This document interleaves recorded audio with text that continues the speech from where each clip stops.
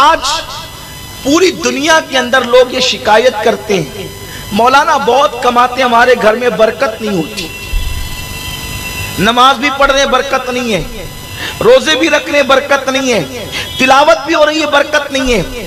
ہم کہتے ہیں برکت کے لیے جب تک رحمت کے فرشتے نازل نہ ہوں گھر میں برکت کیسے ہو سکتی ہے؟ رحمت کے فرشتے گھر میں آئیں گے تو ہی برکت ہوگی، اور رحمت کے فرشتے گھر میں نہ آئیں تو برکت ہو نہیں سکتی۔ اور رحمت کے فرشتے کہاں سے چلے جاتے ہیں، رحمت کے فرشتے کہاں سے نکل جاتے ہیں؟ تفسیر روح البیان شریف میں ایک بات لکھی ہے، بہت دھیان سے سنیں۔ آج گھر کی عورتیں تو باہر بھی دوپٹہ نہیں اوڑھتی، جو باہر دوپٹہ نہ اوڑھے تو گھر میں دوپٹے کا کیا تصور ہو سکتا ہے؟ حالانکہ تقویٰ یہ ہے کہ عورت اگر اکیلی ہو، کوئی نہ ہو، تو بھی کم سے کم وہ اپنے سر کے بالوں کو چھپا کر کے رکھے، کیونکہ جب کوئی نہیں ہوتا ہے تو فرشتے اس کے ساتھ ہوتے ہیں، تو فرشتوں کے احترام میں وہ کم سے کم اپنے سر کے بالوں کو چھپا کر کے رکھے۔ یہ عورت کے لیے حیا ہے، اور عورت اگر بے حیا ہو جائے تو پھر سماج سے حیا ہی ختم ہو جائے گی۔ لوگ کہتے ہیں کہ یہ مسلمانوں کو کیا ہو گیا، یہ عورتوں کو بہت مقید کرنا چاہتے ہیں۔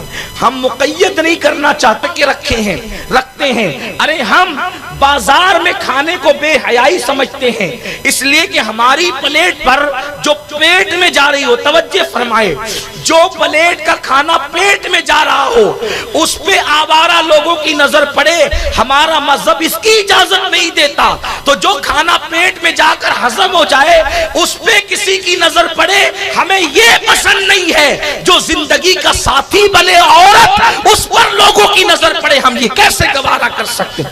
یہ تو بے غیرت لوگوں کا کام ہے، بے حیا لوگوں کا کام ہے کہ وہ عورتوں کو نمائش بناتے ہیں۔ ہمارے مذہب میں تو عورت کا مقام بڑا بلند ہے، اس کا مرتبہ بڑا بلند ہے، تو ہم عورتوں کو نمائش نہیں بناتے۔ عرض کر رہا تھا کہ عورتیں بالوں کی نمائش کری تو بیچاری گھر میں کیا دوپٹہ اوڑھے گی؟ یاد رکھیے، امام حسین سے کسی نے کہا حسین تیری ماں بڑی نیک تھی، امام کی آنکھوں میں آنسو آ گئے، فرمایا تو نے سچ کہا، جب میری امی کا وصال ہوا تو 6-7 سال سے زیادہ میری عمر نہیں تھی، اس چھوٹی سی عمر میں بھی میں نے اپنی ماں کے سر کے بالوں کو کبھی نہیں دیکھا۔ جس نے اپنے بیٹوں سے بھی اپنے سر کے بالوں کی حفاظت کی ہے وہ نبی کی شہزادی سیدہ فاطمہ الزہرا سلام اللہ علیہا ہے۔ رک جائے میرے پیارے عزیز دوستو، رک جائے۔ کیا آپ نے کبھی غور کیا ہے کہ ہمارے گھر میں غریبی کیوں آتی ہے، ہمارے گھر میں برکت کیوں نہیں ہوتی ہے؟ آپ نے کبھی اس بات کو لے کر غور نہیں کیا ہے اس کی وجہ کیا ہے، اس کی حقیقت کیا ہے کہ ہمارے گھر میں پریشانی آتی ہے، مصیبت آتی ہے، ہم ہمیشہ بیماریوں میں مبتلا رہتے ہیں، ہماری کاروبار میں برکت نہیں ہو رہی ہے، اچھا خاصا آمدنی نہیں ہو رہی ہے، آپ کے گھر میں غریبی آتے جا رہی ہے۔ تو آپ نے کبھی غور نہیں کیا ہے نا کہ ہمارے گھر میں غریبی کس وجہ سے آتی ہے؟ تو آج آپ کو اس بیان میں غور کرنا ہے کہ ہمارے گھر میں غریبی کیوں آتی ہے۔ تو چلیے سب سے پہلے سید امین القادری صاحب کے زبان سے بیانات کو سماعت کر لیتے ہیں کہ ہمارے گھر میں غریبی کیوں آتی ہے، کس وجہ سے آتی ہے۔ اور آپ نے کبھی غور نہیں کیا ہے تو آپ اس بیان کو پورا سنیے گا اور غور کیجیے گا، تب آپ کو معلوم چلے گا کہ ہمارے گھر میں اسی وجہ سے غریبی آ رہی تھی کہ جو کہ میں نے یہ غلطی کر رہا تھا۔ اگر آپ نے اس بیان کو سن لیں گے تو انشاءاللہ تعالیٰ آپ کی زندگی بدل جائے گی۔ لیکن آج کیا ہو گیا؟ تو تفسیر روح البیان شریف کا ذکر کر رہا تھا، رحمت کے فرشتے کہاں سے چلے جاتے ہیں؟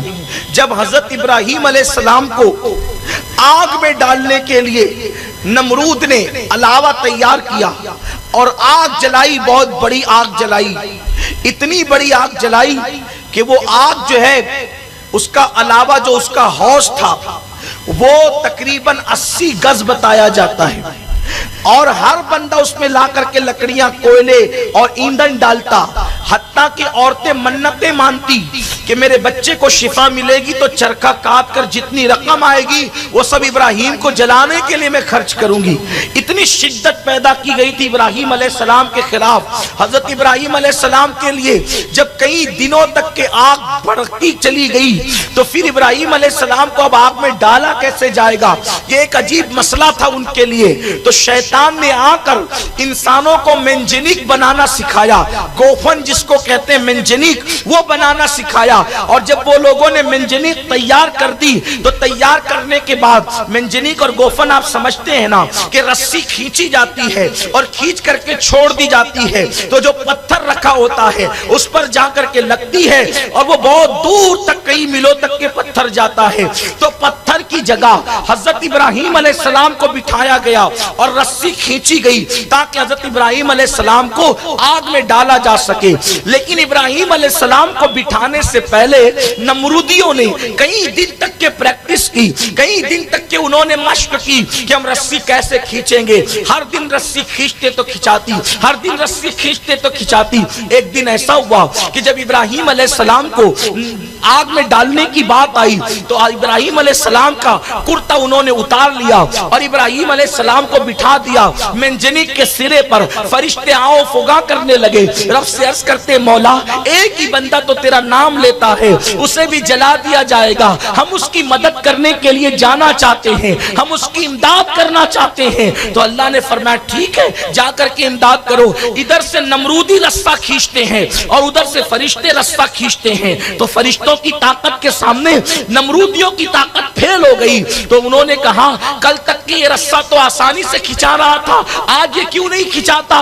तो उस वक्त तो शैतान एक बुढ़े की शक्ल में आया और आने के बाद कहा कि ये रस्सा अभी खिंचा जाएगा, ये रस्सा अभी खिंचेगा। एक चंद औरतों को बुलाओ। चंद औरतें बुलाई गई और जब औरतें बुलाई गई तो उसने कहा इन औरतों से कहो कि अपने दुपट्टों को उतार दे। जब उन लोगों के दुपट्टे उतार दिए गए तो रस्सा खिंचा गया। लोगों ने पूछा हैरत है अब तक की रस्सा नहीं खिंचा रहा था, औरतों ने आकर के दुपट्टा क्या हटाया कि रस्सा खिंचा गया। तो उस वक्त शैतान ने जो बात बताई वो ये थी कि जो तुम इस तरफ से रस्सा खींच रहे थे उधर से रहमत के फरिश्ते रस्सा खींच रहे थे, लेकिन जैसे ही औरतों ने अपने सर को नंगा कर दिया, जहां औरतें अपने सरों को नंगा कर देती है वहां से रहमत के फरिश्ते चले जाते हैं। आप सोचिए अल्लाह का पैगंबर खलील जहां मौजूद है, अल्लाह का नबी जहां मौजूद है, वहां से रहमत के फरिश्ते क्यों गए कि औरतों ने सरों को नंगा कर दिया था। नबी की मौजूदगी में भी अगर औरत सर को नंगा कर दे तो वहां से रहमत के फरिश्ते जा रहे। रिवायत से तो यही पता चलता है बज़ाहिर। अब आप मुझे बताएं, हम और आप कहते हैं घर में बरकत नहीं होती, तो हम अपने घरों का जायजा तो लें। क्या हमारे घर की औरतें दुपट्टा ओढ़ती हैं?